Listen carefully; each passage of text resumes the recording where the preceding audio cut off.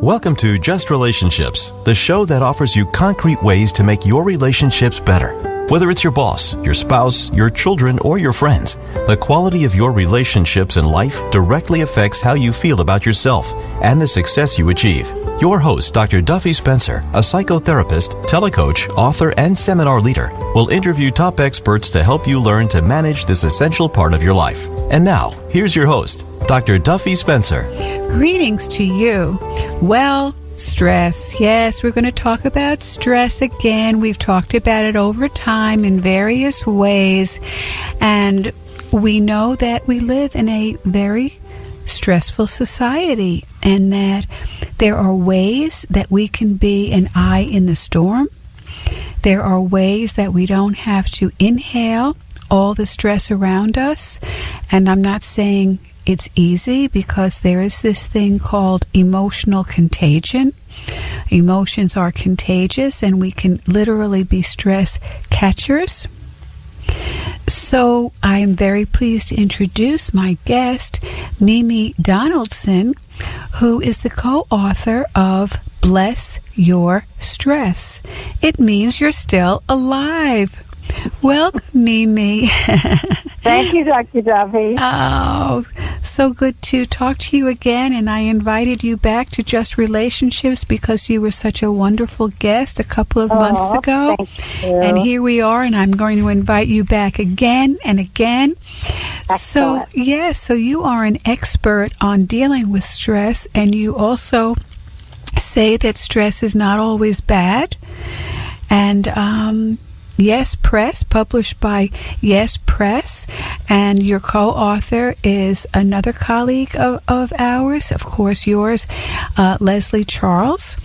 So, and I've had Leslie Charles on the show a couple of times as well.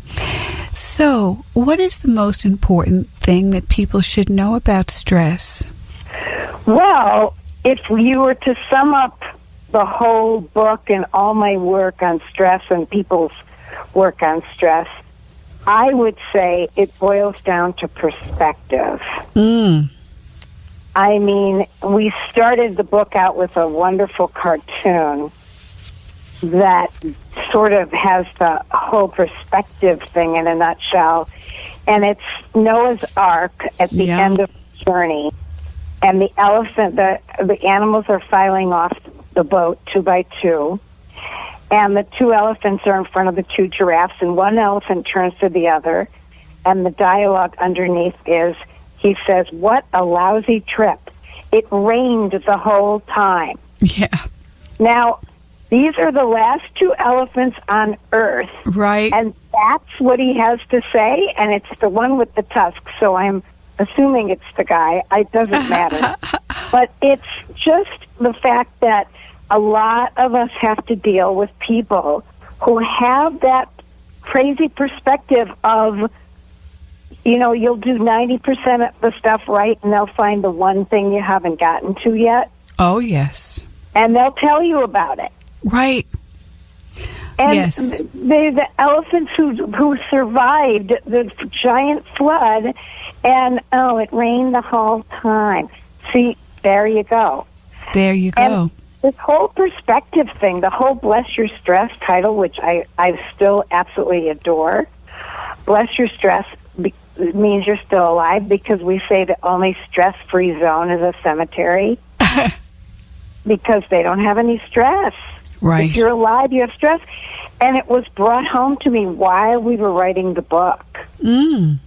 Because the initial title was one of my keynote speech titles, which I thought was so funny, and the book is fun. It's going to, I wanted a fun take on stress, but the title was All Stressed Up and No Place to Go, which hilarious. But in the middle of the writing of the book, my co-author and I came up against a very stressful, life-challenging health challenge. Oh, boy. And, oh, my gosh, I said to Leslie, it's not funny. You're right. And so let's have a more serious title for this rather than All Stressed Up and No Place to Go. Yeah. But in that same vein, bless your stress. It was like we were so grateful for our good health. Yes. Because I was in the hospital, and I said, Leslie, you know, I would much rather be in a traffic jam right now than the hospital room. And I said, we use the traffic jam a lot for our stress triggers in the book. Right. But, man, when you're in a hospital room, you can think of the top 10 reasons you'd rather be in a traffic jam. Right. Perspective, yes. Perspective. So we came up with that more serious title, and hence the book is much more weighty. It's much better. Right. Yes, just so beautifully said, Mimi Donaldson. It's thank you. All about perspective and widen the screen, I like to call it. I tell my clients and audiences and students, you know, widen the screen. Take a step back. Look at it from a bigger picture. Yes. If you have to, like the camera comes in for the close-up. Right. If it pulls back, it reveals the things around the close-up. Right. And we get so concentrated and focused on the thing that's not going well, and we forget all the things that are going well. Right, exactly. And you know, our brain, we are hardwired to have a negative bias in our brains because we have to pay attention to what's wrong.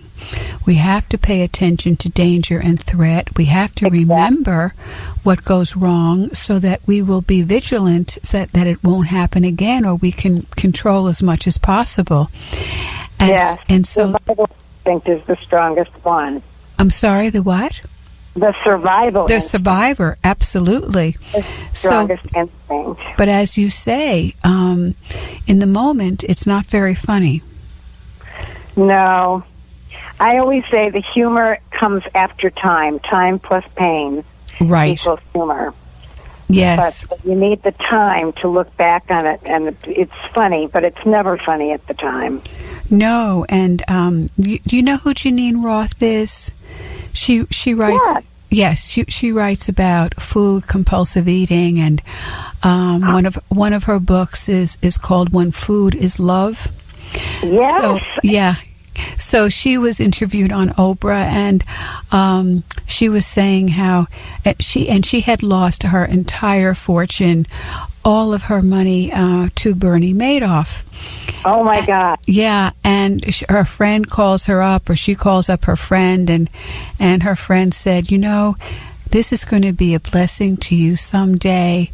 And Janine Roth, who's known for all her writing on spirituality, says, "This is not the time to be spiritual." And exactly right. Yes. But later on, she did, you know, what you're talking about. She said, "Oh, I'm drinking water. I'm so grateful for this water. I'm so grateful for this tea, for this teacup. I'm so grateful for what I have." And it did turn out to be her biggest spiritual experience. What? It's so interesting you mentioned her name. Her first book, it must have been one of her first books, way back in the 80s. And her book changed my life. Oh, my goodness. Yes, her book, what was it called?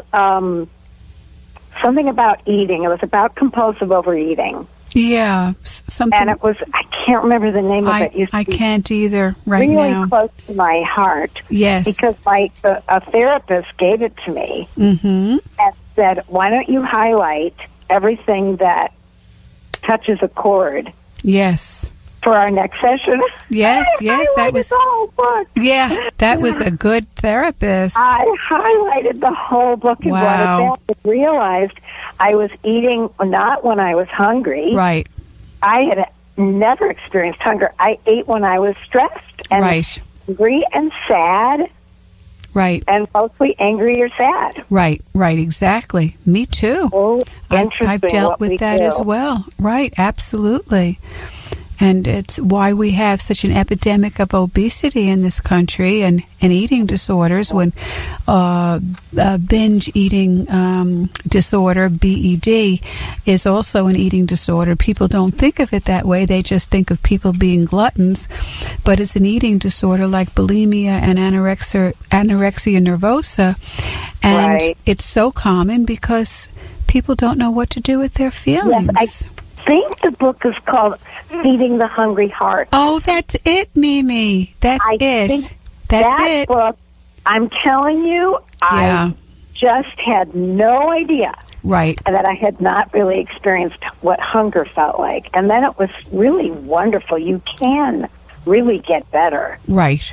I mean, you really can. I mean, that was interesting period of my life. But yes. It really worked to really work on that and be very conscious when you're eating.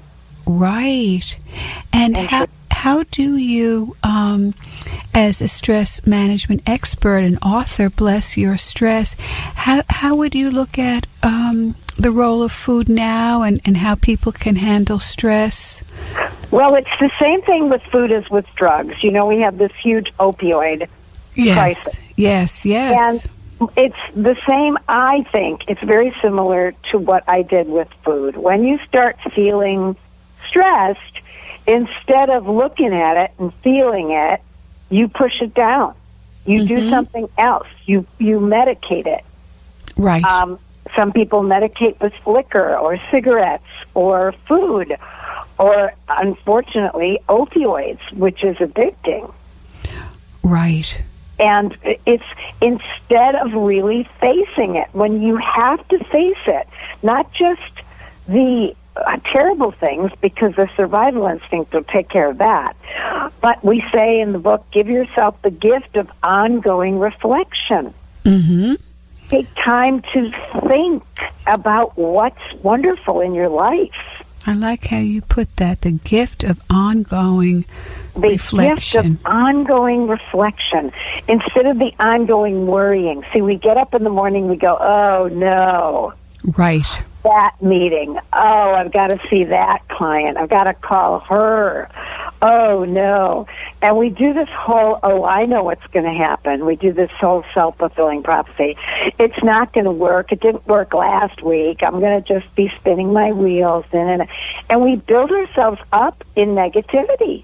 Right. And so what you need to do in the first few moments when you wake up is I stretch really hard and just, really am grateful for the ability to stretch. The ability to stretch in bed, it's delicious. Oh, and then yes. the ability to put your feet on the floor and stand up. Right. I mean, really. It's amazing. It is amazing, and I know that stretching is one of the best things I can do for myself, and I love how it feels, and what does it take for me to lie down on the floor and stretch, and I do try to stretch more standing up. It's a little easier in my workaday life, but yes, it does. Yeah. All I'm doing now is stretching, and it feels so luxurious. Oh, it's luxurious, and I start in bed, because it's just luxurious to be able to put your arms above your head.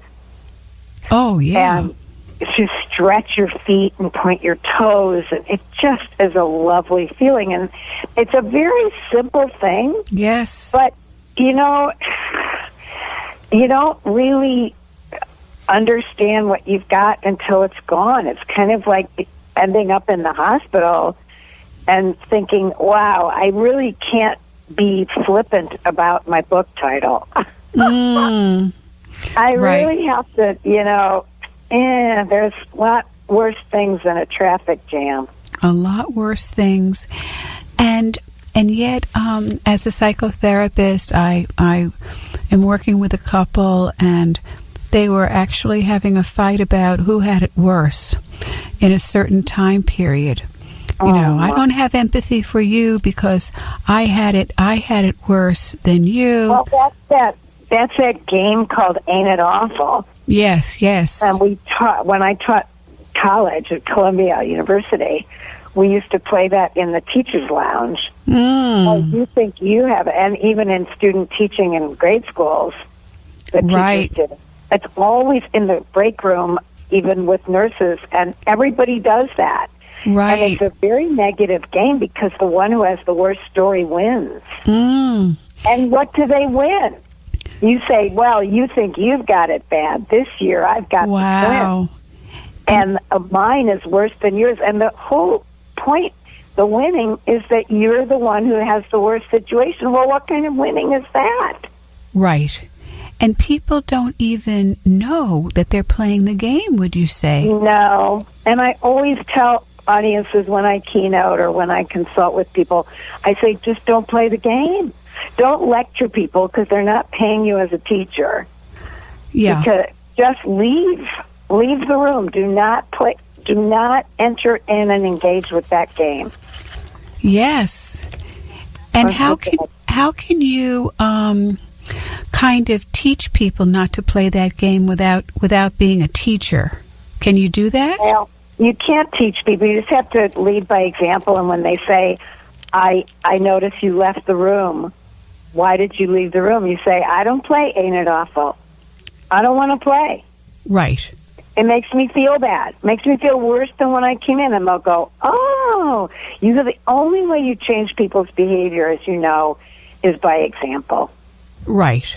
You just can't lecture them. Nobody learns anything that way. Yeah, and I remember some years ago I was driving on the Parkway with a friend, and it was under construction, and I was saying to my friend, oh, it's so ugly, it's what a pain and all of this, and she said to me, yes, and it's going to look beautiful someday. And what? And it's going to look beautiful someday. Right. Everything that they're doing.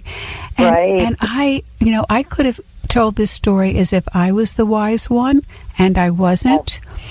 And but that took me so aback, and I said, Zowie, that is it. That is really it. It is. Yeah. So, how do we honor pain in the present time, and not compare stories as in, I have had my clients so often say to me, oh, I can't, really grieve over this or have pain because I don't have it so bad compared to other people.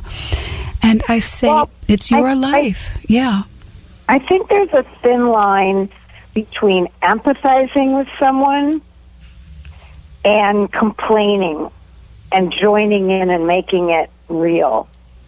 You know, I always say that if you say I can't a lot, I can't, then you won't. Mm-hmm.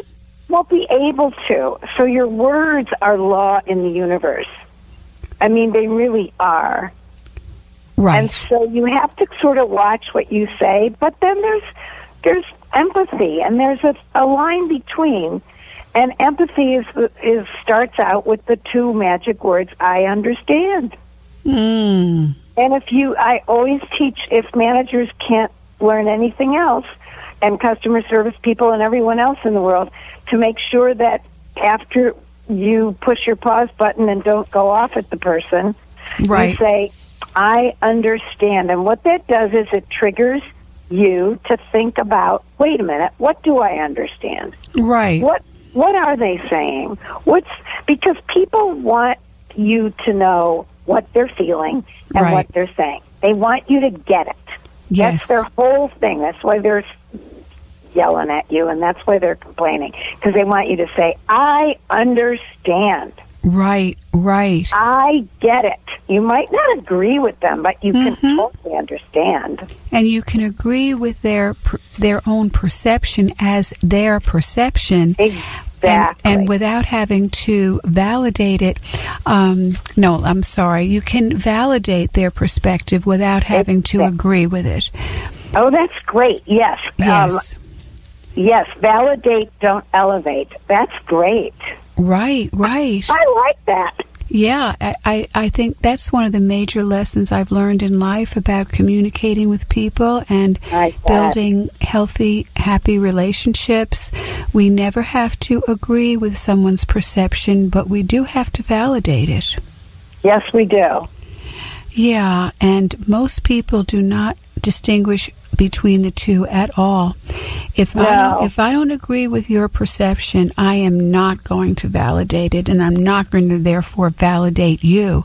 I'm not going to make you valid. You're going to be an invalid. Just acknowledging. Right. That changed my life. Yes, yes. And I learned that you don't have to judge everything. It doesn't have to be right or wrong or my way or your way, or it doesn't have to be bad or good, or you don't have to judge it. Right. You can just say, oh, I get it. Yes. Huh. Right. I hear you. Yeah, and when you look at beliefs and values, beliefs are about what you think is true, and values are about what you think is good. Interesting, yeah. So when you're validating someone, you're saying you're good. You know, what you're thinking is good. And rather than being invalid or an invalid. Oh, interesting. Yeah. No, I never made that connection. Well, there you go. Invalid, invalid. They're spelled the same exact way. Exactly. Interesting. Oh, that's brilliant. Oh, you should be a psychologist. Yeah, right. And I should have my own clinical practice, which I do. Yes, you should. I know. And my own talk show. Yes, you should. It would help people. Yes, yeah. So there's so many ways that we can decrease stress that is based upon the kind of misunderstandings that we're talking about and the invalidations that people so often receive, the minimizing people's feelings. And the other really valuable thing I found, actually through sports, is to shake off the moment before. Have a short memory. The biggest compliment you give a sports guy is, he has a short memory. Oh, interesting. So he can throw 2 interceptions in football, and the very next play he throws a touchdown. Now, at the end of the 2 interceptions, if he doesn't shake them off, he could go to the bench and be real dramatic. Oh, I'm not playing well. I'm in a slump. Oh, my gosh, I can't do that. No. Right. You just go out there. You just do it again. The whistle blew. The play is over. That's it. And so I just find that that's how you've got to function in life. Because stress is all about stressing about what isn't there. Mm-hmm. And if you just let it go. Mm-hmm. You have to let it go. Yeah, it might have been really horrible, but now is a new moment of now. Life is a series of moments of now. Now. It's always now. Right. You don't experience the past or the future except in your thoughts and your stress thoughts. Right. And so it's just that wonderful sports feeling of right now. The play is right now, and that's all there is. And you have to let go of all that other stuff. Right. And the only thing that's forever is now. That's right. Yeah. Only thing that's real. Right. And Tim Galway wrote a book. His first book was The Inner Game of Tennis. Oh, I loved inner tennis. Yes. And you and I are members of the National Speakers Association, and he came to speak to us once and showed a video of teaching a woman who was not athletic at all, overweight, middle-aged, how to play tennis with his techniques, and she was hitting the ball with a wallop within Amazing. 20 minutes. I had never seen anything like it. Yes, his whole theory was you have to picture it happening. Right. You first picture it in your mind happening. Right. And then you do it. Right. Right. So talk about mind over matter. Wow. Right. And I thought of it when you said shake off the moment before, because that's what happened with him. He was kind of a pro tennis player, and he missed the last point that caused the game to be lost. And he lamented over that, and he brooded, and he was so miserable that, and then he had to stop and analyze and do a retrospective and a reflection, and said, what caused it? And he had just put too much gravitas into that one play, rather than, this is a play. This is, and because he put so much into that, he lost the point and the game, and hence he wrote his book, The Inner Game of Tennis, which was so popular, The Inner Game of Golf, and then The Inner Game of Work. Yeah. Yes. Yeah, so, Fantastic. And notice what you're saying to yourself as well. Oh, I have a great thing that I had on my desk for many years, and it said, listen to how you're speaking to yourself. Right. If anyone else talked to you like that, Right. you would never speak to them again. Right. That was a sign on my desk. It was hilarious. Yes. Because it's all about that negative self-talk. We call ourselves idiots. Right. We do. I catch myself doing it. Right. You shouldn't have eaten the whole thing. Right. Yeah. I can't believe you ate the whole thing. I can't believe you ate the whole thing. And right. then I call myself idiot. I actually say, Mimi, idiot. Yeah. And yeah. then I go, no, don't call yourself an idiot. Well, you noticed it. You see, that's the thing, Mimi. Yeah, I noticed you noticed it. Because I say it out loud sometimes. Yeah. And we do have to close. My goodness, this show absolutely flew by. Wonderful. Yes. Oh, it goes by so fast. You're Oh. such a good interviewer. Oh, thank you, Mimi. And I want everyone to know that I am interviewing Mimi Donaldson, who is the author of the book, Bless Your Stress. It means you're still alive. And with a co-author, Leslie Charles, and you two are such good buddies, and I'm so happy to know both of you. And you are a prolific writer, and I know you're going to be on again in a couple of months, because I already invited you, and you already said yes. Yeah, wonderful. Thank you. And we're going to talk about your book, Pitch Perfect, Speak to Grow Your Business in 7 Simple Steps. So thanks again, Mimi, and this is Dr. Duffy Spencer saying goodbye for now and wishing you great relationships.